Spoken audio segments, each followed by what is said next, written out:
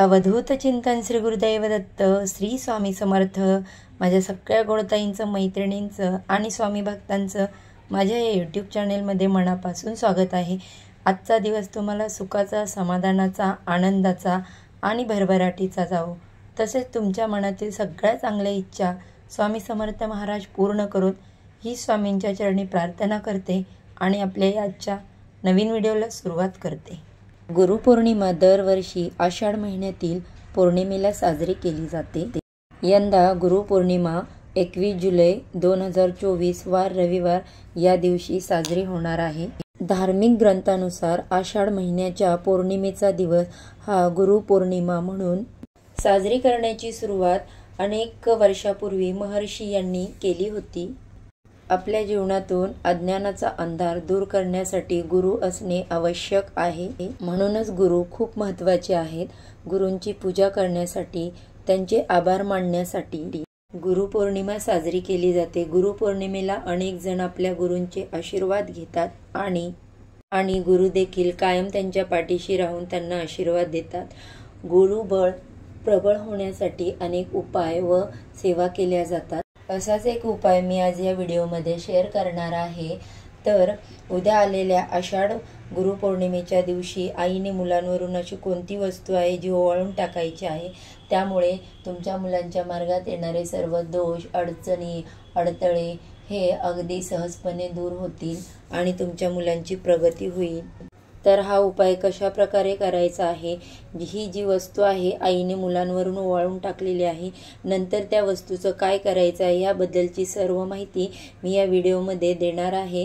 तर video skip न करता शेवटपर्यंत नक्की बघा आणि माझ्या चॅनलवरती जर नवीन आला असाल तर माझ्या चॅनेलला सबस्क्राईब करा। तसेच बाजूला असणारे बेल आयकॉनचे बटन क्लिक करा, जेणेकरून माझ्या चॅनेलवरती येणारे नवनवीन व्हिडिओज, माहिती यांचे नोटिफिकेशन अगदी तुमच्यापर्यंत सहज पोहोचेल आणि तुम्ही एक पण व्हिडिओ मिस करणार नाही। गुरु हे सर्वस्व आहेत आणि गुरुवरची निष्ठा हाच परमधर्म आहे। जीवनात गुरु असणे खूप महत्त्वाचे आहे। म्हणूनच गुरूंना देवांपेक्षा श्रेष्ठ मानले गेलेले आहे। शास्त्रानुसार गुरु हा 2 शब्दांनी बनलेला आहे। गु म्हणजे अंधार आणि र म्हणजे दूर करणे, आणि म्हणूनच आपल्या आयुष्यातून अंधार दूर करण्यासाठी गुरु असणं आवश्यक आहे। गुरुचरित्र ग्रंथामध्ये बघा असे वर्णन केलेले गेले आहे की जर देव कोपले तर गुरु तारतात, पण गुरु कोपले तर कोणीही तारणारं उरत नाही। म्हणूनच आपल्याला गुरूंची सेवा, उपासना उद्या आलेल्या गुरुपौर्णिमेच्या दिवशी करायची आहे। जर आपल्या आयुष्यामध्ये काही दोष असतील, अडचणी असतील तर त्या दूर करण्यासाठी उद्याच्या दिवशी आलेल्या गुरुपौर्णिमे दिवशी आपल्याला हे उपाय करायचे आहेत। तर हा उपाय आईने मुलांसाठी करायचा आहे। तुमच्या शाळेत जाणाऱ्या मुलांपासून ते नोकरी व्यवसाय करणाऱ्या मुलांपर्यंत तुम्हाला हा उपाय करता येऊ शकतो। मुलं असतील, मुली असतील, बाहेरगावी शिकायला असतील, परदेशात असतील, त्यावेळी हा उपाय कसा करावा हे देखील मी शेअर करणार आहे। सगळ्यात अगोदर आपल्याला हा उपाय का करायचा आहे, बऱ्याच वेळा बघा आपली मुलं कष्ट करत असतात, मेहनत करत असतात, त्यांच्या कष्टाला, मेहनतीला फळ मिळत नाही, अभ्यासात त्यांची प्रगती होत नाही, म्हणावी तशी करिअरमध्ये त्यांना यश प्राप्ती होत नाही, हवं ते करिअर त्यांना मिळत नाही, नोकरीमध्ये बढती हवी असेल तर ती त्यांना मिळत नाही, व्यवसायाच्या ठिकाणी त्यांची भरभराट होत नाही। बरीचशी मुलं अभ्यासामध्ये हुशार असतात, पण अचानकपणे ते अभ्यास करणं बंद करतात, कुठेतरी त्यांना नजरदोष झालेले असतात। तीच मुलं अभ्यासात हुशार असतात, पण अचानकपणे ते अभ्यास करणं बंद करतात, त्यांचं अभ्यासात मन लागत नाही आणि मग त्यांची प्रगती कुठेतरी थांबते आणि आईवडील म्हणून ही चिंता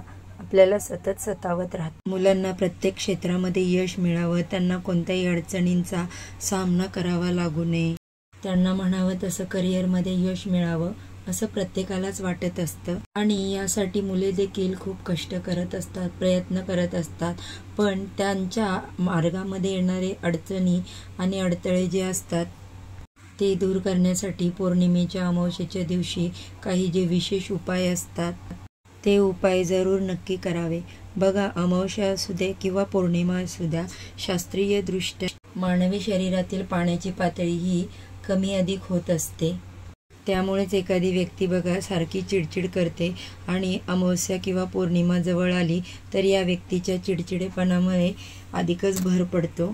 ती व्यक्ती सतत रागराग करते, बाहेरून घरात आल्यानंतर प्रत्येक व्यक्तीवर ती चिडचिड करत असते। ह्या ज्या गोष्टी आहेत त्या दूर करण्यासाठी किंवा त्यांच्या बाजूला जी पण नकारात्मकता आहे ती दूर करण्यासाठी आणि त्यांच्या भोवती जे काही दोष लागलेले आहेत ते दूर करण्यासाठी आपल्याला हे उपाय करायचे आहेत। उपायामध्ये नक्कीच त्यांचा फरक जाणवतो, पण कोणताही उपाय करत असताना त्या उपायामध्ये सातत्य असायला हवं। कारण कोणतीही गोष्ट आपण जेव्हा सातत्याने करतो तेव्हाच त्याचे लाभ होतात आपल्याला, नाहीतर होत नाही। एकदा उपाय केला आणि नंतर सोडून दिला त्यामुळे देखील आपल्याला याचे जे परिणाम असतात ते जाणवत नाही। आपण असे म्हणतो मी सतत उपाय करते तरी मला माझ्या घरामध्ये किंवा माझ्या मुलांमध्ये काहीही फरक जाणवत नाही, आणि म्हणूनच हे जे काही उपाय आहेत ते आपल्याला नियमित सातत्याने करायचे आहेत। गुरुपौर्णिमे दिवशी गुरूंचे पूजन केल्यामुळे गुरूंचे पाठबळ आपल्याला कायम राहते आणि वातावरणामध्ये गुरूंचे जे चैतन्य असते ते सक्रिय होते आणि गुरुपौर्णिमेच्या दिवशी जो पण गुरूंची सेवा करतो त्या चैतन्याचा लाभ त्याला होतो। एवढेच नाही तर आजच्या दिवशी केलेल्या कार्याचे सहस्त्रपटीने पुण्य लाभते। उद्याच्या दिवशी आईने मुलांसाठी हा उपाय करायचा आहे, कारण आई ही आपल्या आयुष्यातील पहिली गुरु असते। त्यानंतरचे दुसरे गुरु आपले वडील असतात आणि त्यानंतर तिसरे गुरु आपले शिक्षक असतात आणि चौथे गुरु आपल्याला मार्ग दाखवणारे आपले आध्यात्मिक गुरु असतात। असे हे सगळे गुरु आपल्या आयुष्यामध्ये असतात, त्यामुळे आपलं आयुष्य सुखद होत असतं। आणि पहिली गुरु आपली आई असल्याने आईकडून हा उपाय आपल्याला करायचा आहे, पण ज्यांना आई नाही त्यांनी हा उपाय मावशीकडून आजीकडून करून घेतला तरीही चालेल। तर हा जो उपाय आईने मुलांसाठी करायचा आहे तो संध्याकाळी दिवे लागणीपासून ते रात्री 11 पर्यंत कधीही करायचा आहे। दिवसभरामध्ये तुमचे जे काही गुरु आहेत त्यांच्याबद्दलची कृतज्ञता तुम्हाला व्यक्त करायची आहे। तर हा उपाय करण्यासाठी संध्याकाळी तुम्हाला देवासमोर दिवा प्रज्वलित करायचा आहे, धूप अगरबत्ती लावून घ्यायची आहे आणि उद्या पौर्णिमा असल्यामुळे तुळशीसमोर तुम्हाला शुद्ध गाईचा दिवा लावायचा आहे। त्याच्यानंतर तुम्हाला तुळशीला अगरबत्ती धूप ओवाळून घ्यायचा आहे। त्यानंतर हा उपाय तुम्ही तुमच्या देवघरासमोर बसू करू शकता आणि जर देवघरासमोर तेवढी पुरेशी जागा नसेल बसायला तर तुम्ही हा उपाय तुमच्या हॉलमध्ये देखील करू शकता। हा उपाय करण्यासाठी तुम्हाला एक आसन किंवा पाट टाकायचा आहे। कोणताही उपाय करताना नेहमी आसन घ्यावं। जर आसनाशिवाय उपाय केला तर आपण जो पण उपाय किंवा सेवा करतो ती धरणी मातेला जाऊन मिळते, याची काळजी तुम्हाला घ्यायची आहे।